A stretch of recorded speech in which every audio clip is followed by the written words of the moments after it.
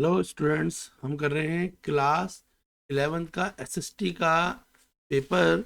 ये हिंदी मीडियम का पेपर है। चलिए स्टार्ट करते हैं बिना टाइम वेस्ट करे क्वेश्चंस। तो बेटा फर्स्ट क्वेश्चन है, आप देख लीजिए। फर्स्ट क्वेश्चन में आपसे पूछा गया है कि निम्नलिखित मेसोपोटामिया शहरों में से कौन सा 2000 ईसा पूर्व के बाद शाही राजधानी के रूप में खूब फला फूला।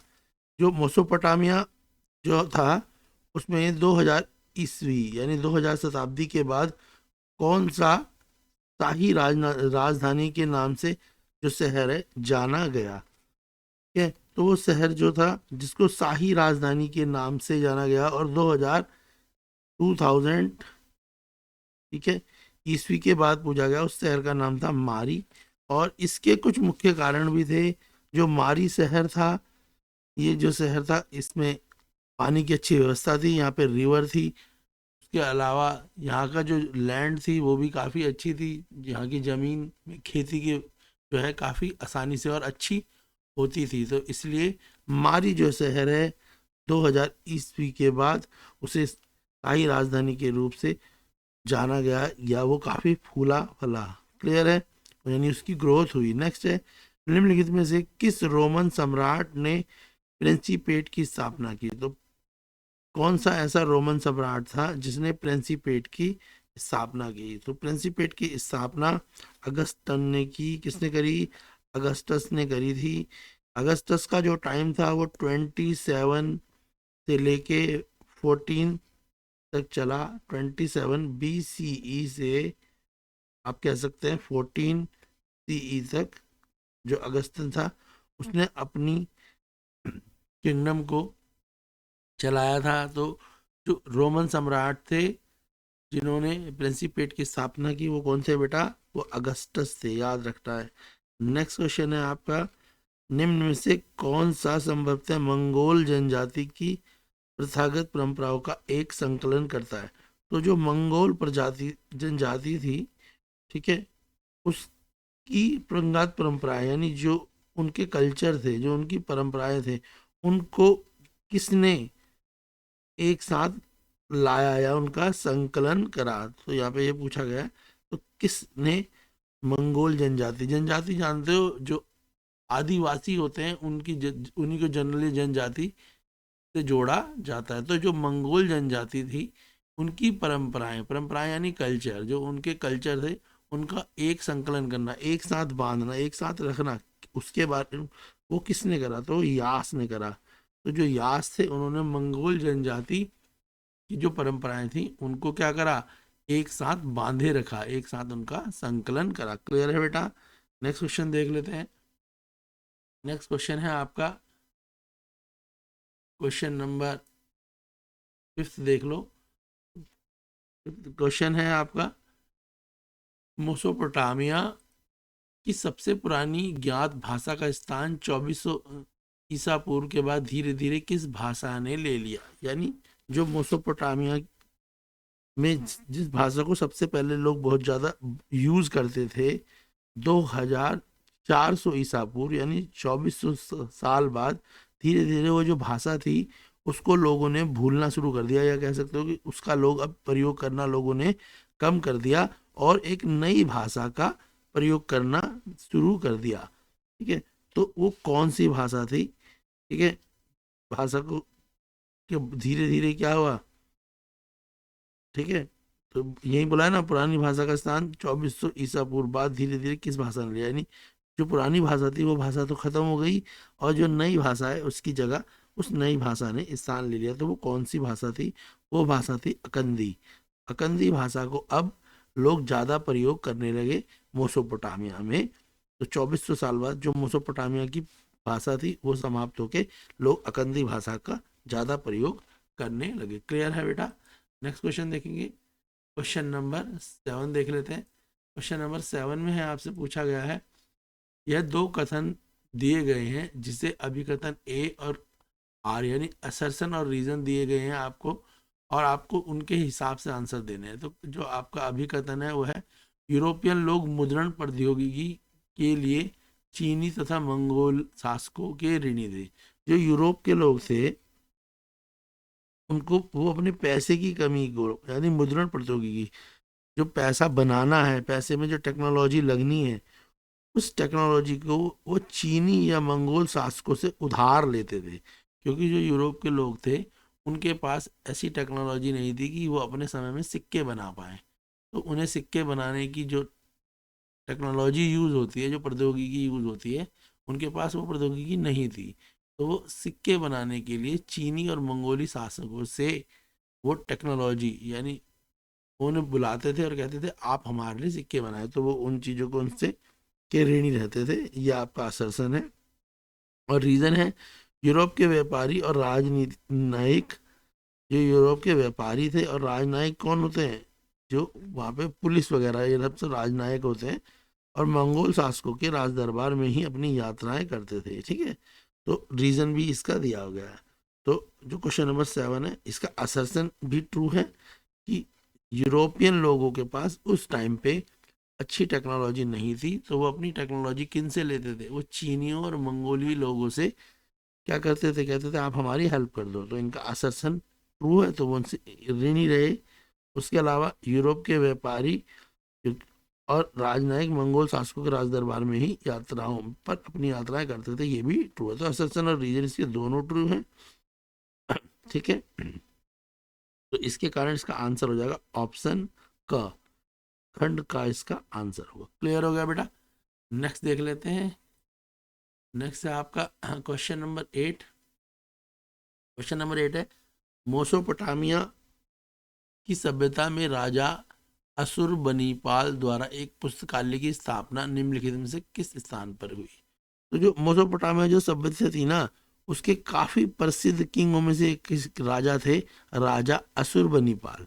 ठीक है, उनका शिक्षा के प्रति, बुकों के प्रति, और वो अलग अलग प्रकार की जो है कहानियां वगैरह पढ़ने का वो काफ़ी इच्छुक भी थे। और उन्हें ऐसा लगता था कि जो जब हम पुस्तकें पढ़ते हैं तो हमारा ज्ञान भी बढ़ता है, साथ में हमारे में वीरता की भावना भी बढ़ती है, और हमें ये भी रहता है कि हम किस तरीके से अपने साम्राज्य के लोगों को खुश रख पाए। तो मेसोपोटामिया की सभ्यता में जो राजा असुरबनीपाल थे, उनके द्वारा एक पुस्तकालय बनाया गया, स्थापना की गई, यानी एक पुस्तकालय उन्होंने बनाया।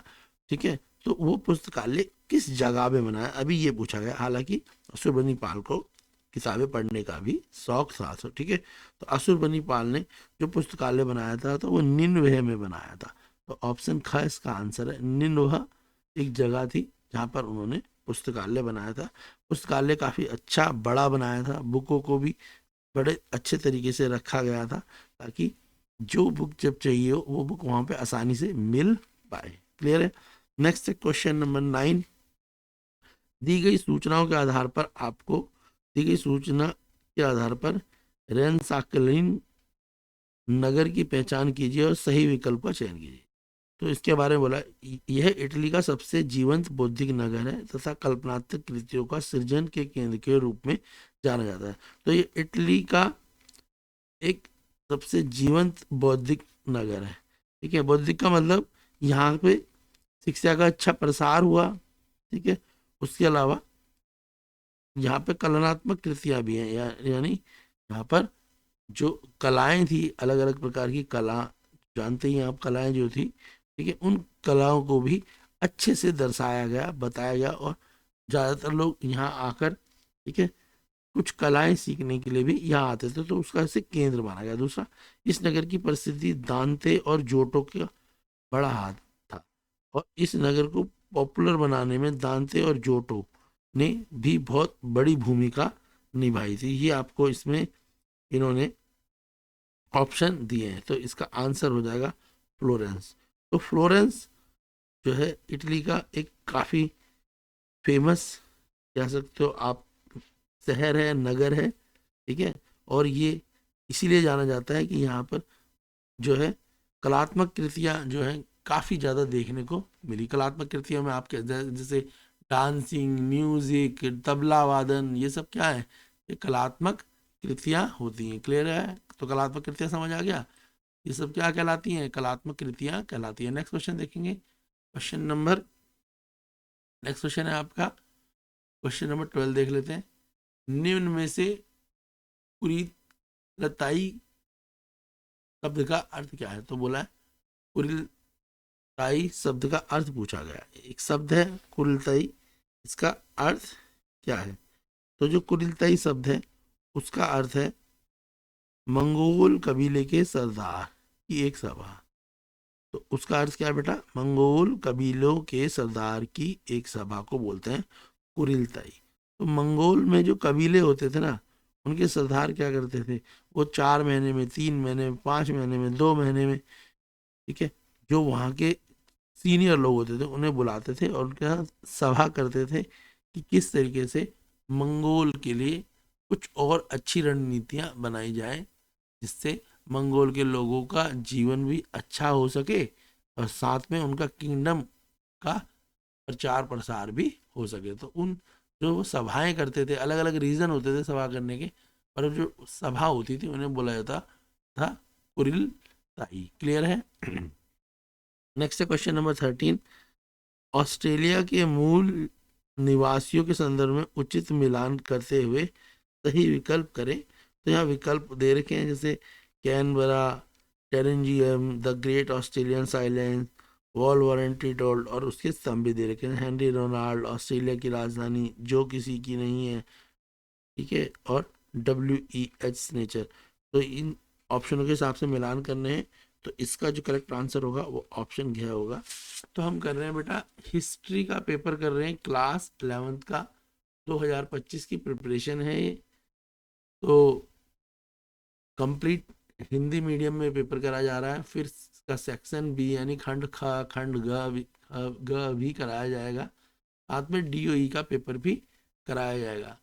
तो आप हमें बताएं कि जो वीडियो है, ये वीडियो आपके लिए फ़ायदेमंद है, आपको लग रहा है कि इस वीडियो से आपको समझ आ रहा है, तो हम आगे आपके लिए हिस्ट्री की और भी वीडियोस बनाएंगे ताकि आपका जो हिस्ट्री की प्रिपरेशन है वो आसानी से हो पाए।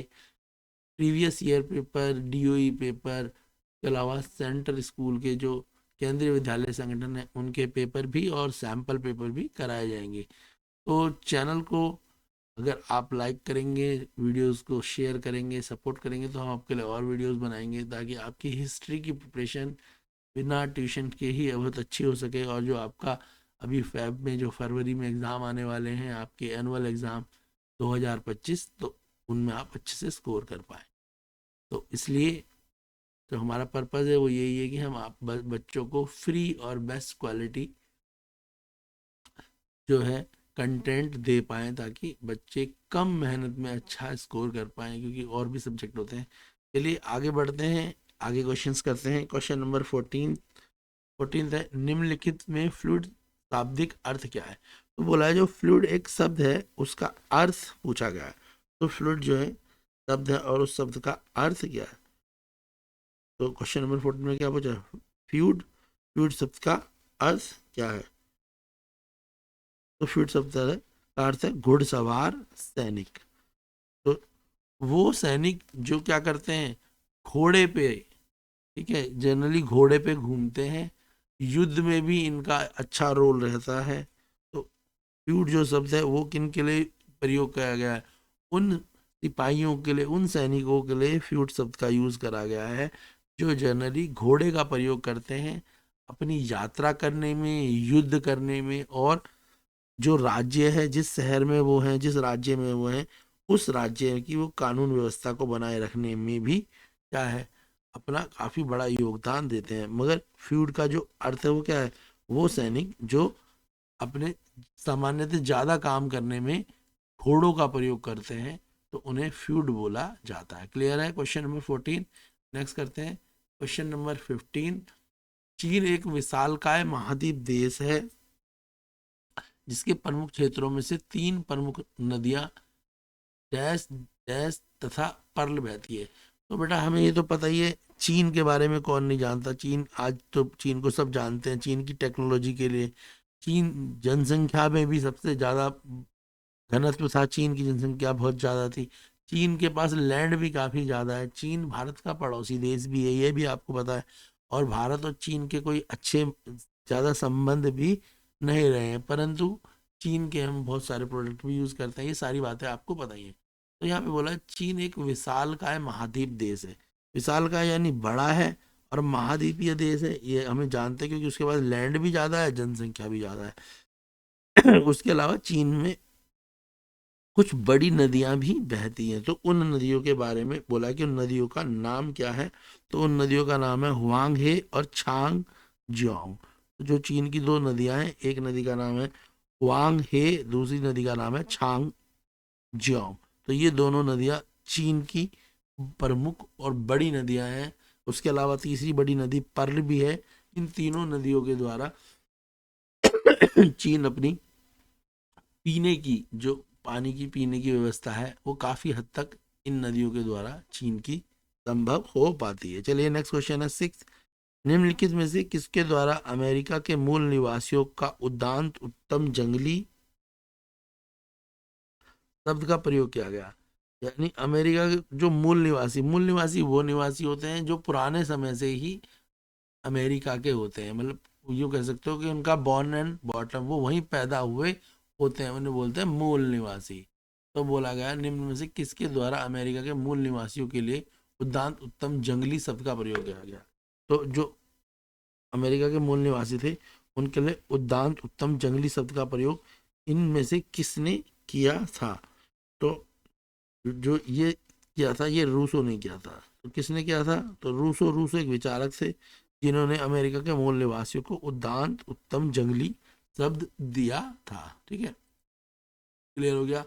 नेक्स्ट क्वेश्चन नंबर 17 है, अमेरिका से मिलने वाली सबसे पुरानी कृति, अमेरिका से मिलने वाली सबसे पुरानी मानव कृति एक तीर की नोक कितने साल पुरानी है।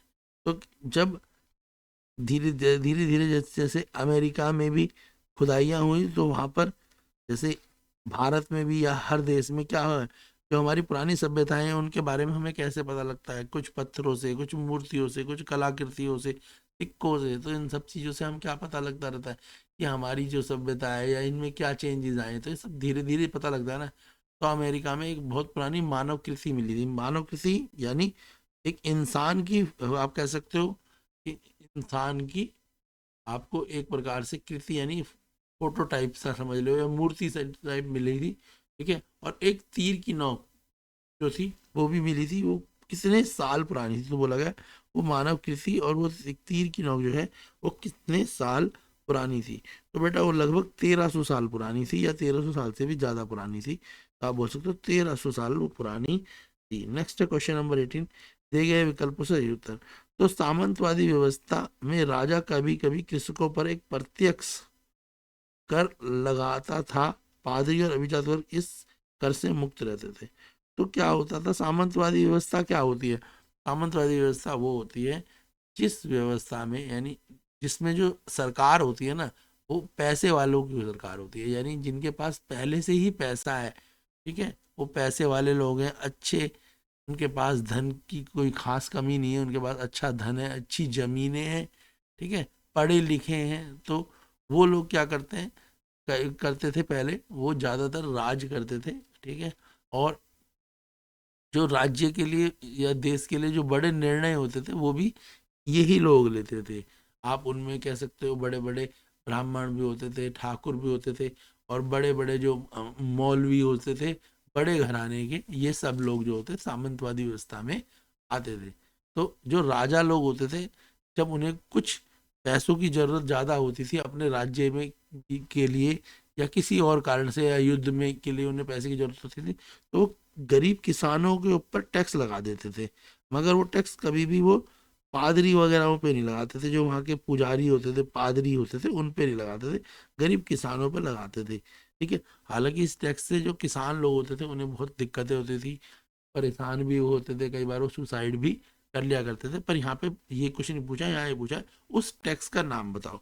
तो वो जो टैक्स था, प्रत्यक्ष कर जो था, जिस कर को लगा दिया जाता था जबरदस्ती, उस कर का नाम था टैली। तो टैली वो एक कर था जब भी जो है राजा जो है अपनी मर्जी से, ठीक है, और जबरदस्ती ही कई बार गरीब किसानों पर टैक्स लगा देते थे, तो उस टैक्स का नाम था टैली। क्लियर हो गया। नेक्स्ट क्वेश्चन करेंगे, क्वेश्चन नंबर 20 देख लेते हैं। तो क्वेश्चन नंबर 20 है आपका, कुछ सूचनाएं दी गई हैं। तो पहली सूचना, 1860 में इन्होंने अमेरिका में पहले जापानी दूतावास में अनुवादक का कार्य किया।